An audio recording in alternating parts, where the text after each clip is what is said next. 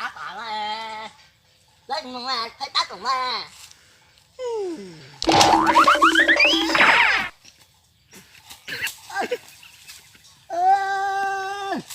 nghe tổng tay xí ra sang được hả? Đúng rồi. Về cả tôi lương làm đầu lẻ nữa. Đúng rồi. Tôi là con nào thôi mà nhọn cho xía nó dùng câu ta rồi. Tôi ta hả rong. Lúc nào họ chưa tôi cái cổ nè. Nó tôi chúa nông hết ồ nặng đấy mà nó lúc nào chưa phỏ. Ồ. Đây là tôi tài nè. Giờ mỗi tôi tài ha. Về mất rồi à. Giờ má xuống mới cho lấy một cái tờ ha. Tờ tờ. Nát từ ha. Đồ.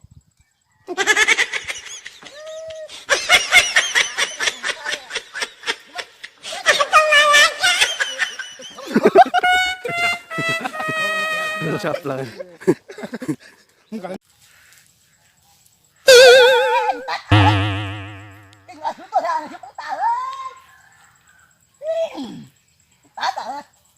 Không cười à? Cha tiêu nó bảo tôi ha. Thôi thằng đó thằng đấy. Cái nào? Tá tặng lại chơi tôi tá.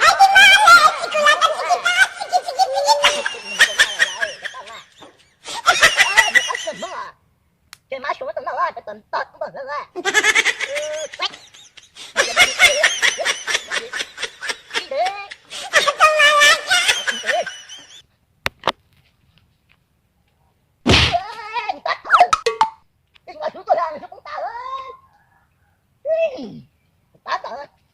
Không cười à? Cha tiêu nó bảo tôi ha. Cái lửa là đúng không? Oh no. Bây giờ chơi một chút. Cái chín đồng này đó.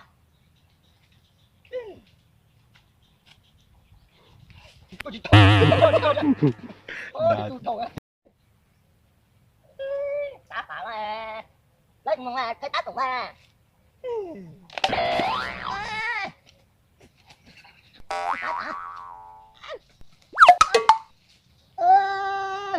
Nghe tổng tay xí ra ta. Không hộp kia ha. Tả à. Quên tao hả? Bảo ơi. Bảo ơi. Nó không quên rồi. Nó tặng nó cũng hộp kia hả? Cứ cưng tốt à? Tá đập tử à? Tá tặng tôi má bỏ ra gì á? Không phải sao? Thấy ý rằng em nói tôi không thấy ý rằng em còn cái lần đó.